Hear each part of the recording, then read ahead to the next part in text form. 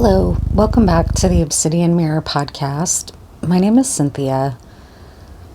This is going to be a Obsidian Mirror gaze into, I had set an intention that these were going to be more personal, which is what kind of was feeling like a guided, intuitive understanding of how I should do these readings. But I'm realizing recently I'm getting a lot of different kinds of guidance around doing this work, including going quiet for a while in terms of the obsidian mirror and doing just some personal work with it for a while before I resume doing uploads. The obsidian mirror is really powerful, and it's important that I just try to name that and acknowledge that I might go offline regarding this mirror scrying for a little while, not so much with the amethyst portal or other types of scrying, but with this mirror particularly, I might just go into a more personal work with it for a while. But I felt kind of motivated to do a gaze today. And there's interference. I can feel interfering energy. I'm not sure what to make of that other than also just to name it. There's a lot of interfering noise. My bird is activated and has been for days. There's a lot of intense energy where I live, and I'm sure that's part of it. But regardless, I've opened up the mirror, and I'm going to go ahead and start the gaze here, and we'll just see what comes out collectively. And you'll also notice that I refrain from filming this time. That feels more right to me in my system for now. So I'm just going to record the audio.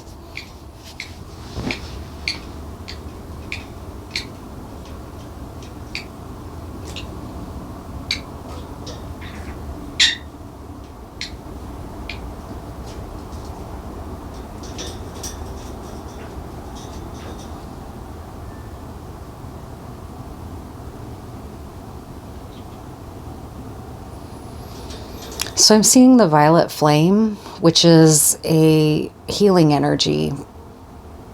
If you think of energy medicine akin to Reiki, the violet flame is a healing energy associated with Saint Germain, who is considered to be an ascended master, also known as the Count of Saint Germain.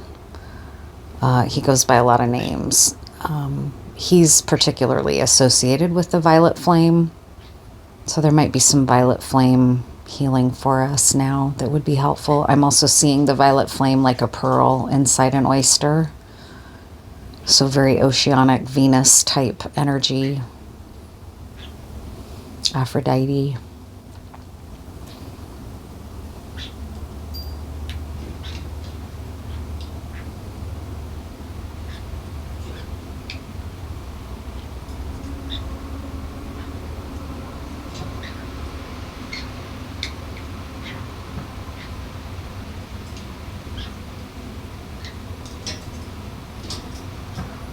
Seeing a lot of vines,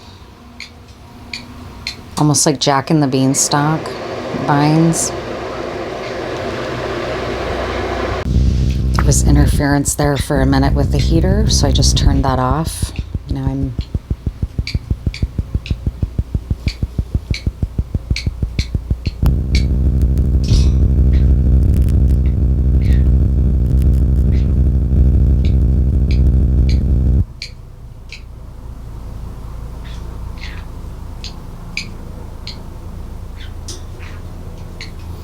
seeing something about vines and tunnels.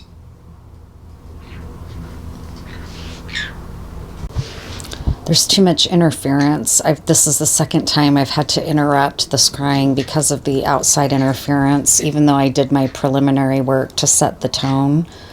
So this is kind of further confirmation for me that after this particular scrying session today, I'm going to go offline on this podcast relative to the obsidian mirror itself. It's temporary. I'm going to be continuing to do scrying work and gazing work on the podcast just for a while, not with the obsidian mirror. But again, I'm going to now go back to what I was seeing, which was vines and tunnels. And then it was showing me like a vortex of vines and tunnels and roots underground. And it was showing me the Viet Cong, which is kind of interesting, and the way that they worked with tunnels that became kind of like ghosts in the mist, almost, for people in combat against them, because they were operating in this kind of shape-shifting energy, it felt like, to some of the combatants. If you go in and read accounts, Tim O'Brien's work, the things they carried.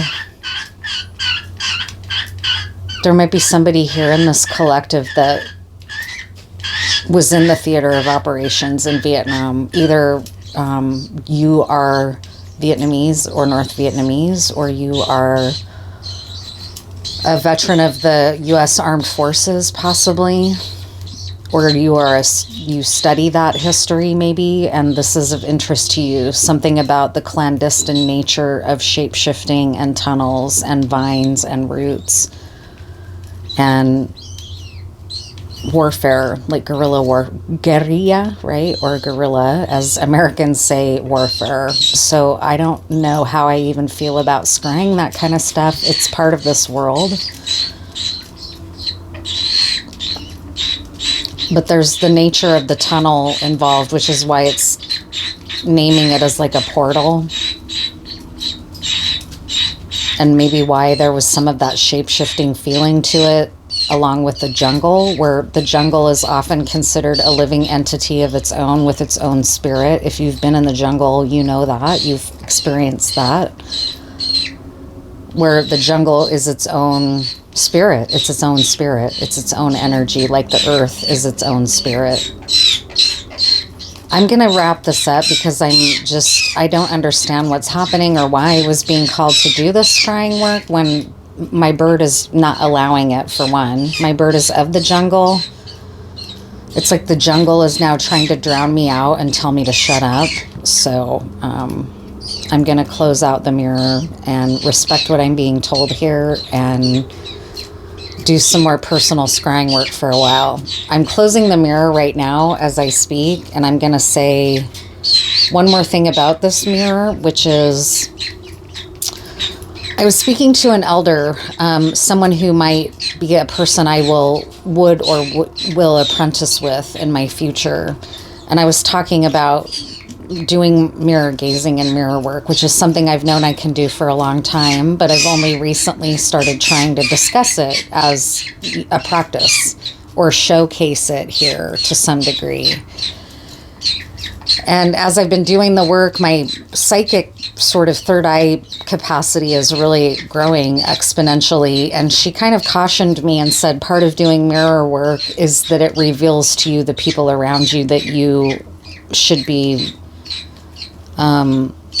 layers to their energy with you that you may not have been aware of until you are shown by the mirror. And it can be very humbling. And I've had some of those experiences either in the dream space or in my own waking life. And so I want to name that for other people out there that might be drawn to scrying work because of this podcast, that it's really important that you understand that.